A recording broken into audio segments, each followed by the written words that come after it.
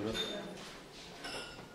Мисля, че не работи. Ще споделя това, което казах с господин директор, че съм впечатлен. В университетите нямаме такива кабинети. Някакси е знаменателно това, че в днешния празник имам възможност да присъствам на откриването на кабинета по история, защото, знаете, още от римско време историята е набедена, че учителка на народите. И всъщност никой не се е получил от нея. Никой. И отново продължавам да твърдя, че образователната система е единственото основание и сигурност за съществуването на българската държава, защото всеки се отнася с историята по свой собствен начин. Всъщност история не означава минало, история, преведена от гръцки, първото основно значение е изследване. Историята като наука е себепознание, изследване, тя е човекознание. С това се обяснява и факта, че всяко ново поколение, всеки нов, дори политически елит се опитва да пренапише историята. Що? За да намери основания за собственото си съществуване и за собствените действия в момента. И така ще бъде безкрайно, така както всеки човек е отделен свят. Всички тези отделни светове са основания историята постоянно да се развива и да търси отговори на нещо, което се е случило. Уж разполагаме с всички документи, но отговорът никога не е даден, защото всяко ново поколение идва и започва да си задава въпросите. Така че, наистина, това е много голямо дело. Тук нашите деца ще могат да проникнат преди всичко в себе си. Фактите може и да не ги научат, но ще се научат да изследват себе си, собствения род, основанието за съществуването на нашата държава. Тук ще придобият гордост за това, че са българи. Имаме всички основания за това. Добър час. Благодаря ви.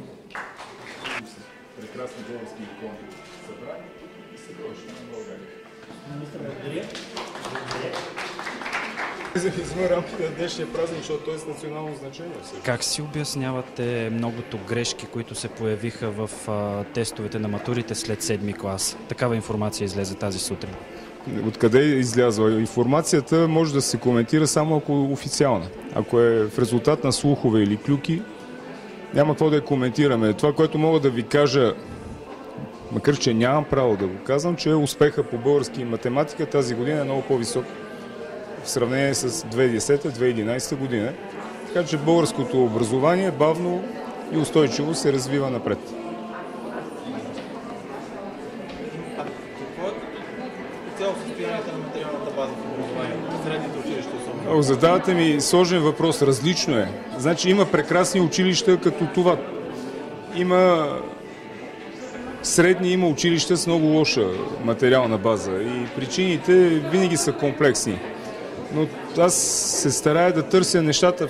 Първо, причината е в мен. Аз съм министър, сега нищо, че за 3 години не съм имал възможност да се намеся изцяло в системата. Причината е в мен, защото аз съм един от нашето българско общество. Сега наскоро бях в едно училище. Няма да кажа на днешния празничен ден къде беше това, но това училище са около 500 ученици учат в него, което от 1983 година няма тоалетна за децата.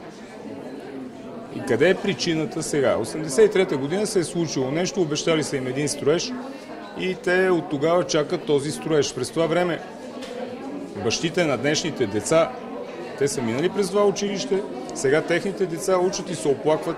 И не може ли да се сетим, че със собствени усилия, след като държавата, общината не са се намесили, ние със собствени усилия трябва общността да се събере, да бъдем обществено активни и да построим това или да допълним това, от което нашите деца има нужда. Друг е въпросът, че те трябва да търсят и отговорност на тези, които са отговаряли и са довели нещата от това състояние. Така че е различно. За голямо щастие в всеки по-важен център на България има няколко силни училища.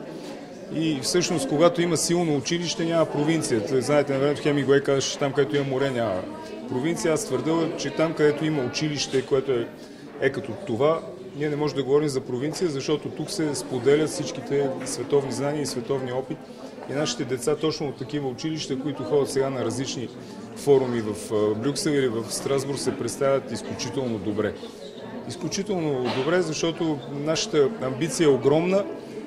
Дори, ето аз съм историк и не мога да си обясня нали, България все пак е средноевропейска държава, но амбицията ни е много голяма и покрай това и черногледството ни е много голямо, защото ние искаме всичко от този свят и затова сме толкова черногледи.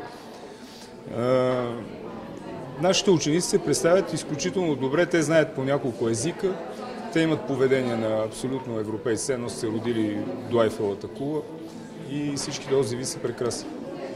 Но е различно е и отново казвам, това е задължение на Министерство, на общината, но и на нас самите.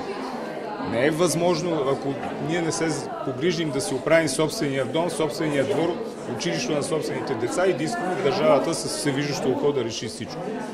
Но този пример, който ви дадох, замислете се, от 1983 година. Това е град, това не е някакво село в пущинаците.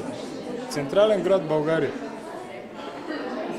Сега няма как учителите и родителите да събират пари за ремонт. Добре, защото те да събират пари за ремонт. Какво виждаш да се индицират? Те, че ние нямаме обществен живот.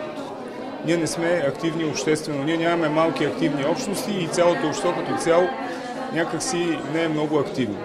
И всъщност това е наша задача на хората, които сме свързани с образованието, да обясним на света, че училището, университета, освен образователна институция и обществена институция. Затова и това тук е прекрасно, защото вплитането на миналото и на тези музейни експонати е първа крачка към това. Защото няма такъв случай да се постигне такава мизерия от това, че цялата общност седи и чака държавата да свърши работа. Не е необходимо директора да събира пари. Те родители могат да се съберат, да се казваше, нека да накажат директор и да построят това, което липсва. Просто имаме много голям проблем. И аз, поне в моя личен живот, винаги, когато съм работил в образователните институции, повече усилия съм хвърлял не да науча децата или студентите, да ги активизирам към активна обществена дейност. Защото училището и университета са обществени институции. Когато излизаш от обществени институции, ти ще бъдеш активен и в своя квартал и държавата като цяло.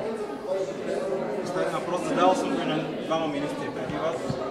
Кога ще започне един вид намаляване на висшите учебни заведения в България? Това по административен път не може да стане. Защото административният път е Народното събрание да отмени свои решения, което ги е създавало. Но то започна вече.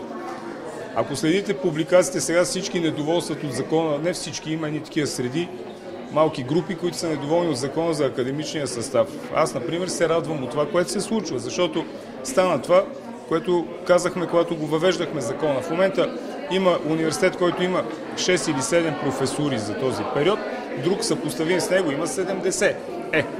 Разделението на качеството на висшето образование е започнало и то е основанието в бъдеще да се откроят няколко много силни университета с собствен облик, а не унифициран.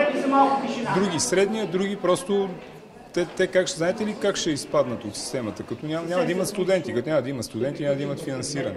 Не може по административен път, защото тук се преплитат много интереси. Освен това, ние имаме другия голям проблем и е много тежка задача. Европейския пазар иска 40% до 2020 година, между 30 и 34 години хората, 40% от тях са с висше образование в България. При всичките усилия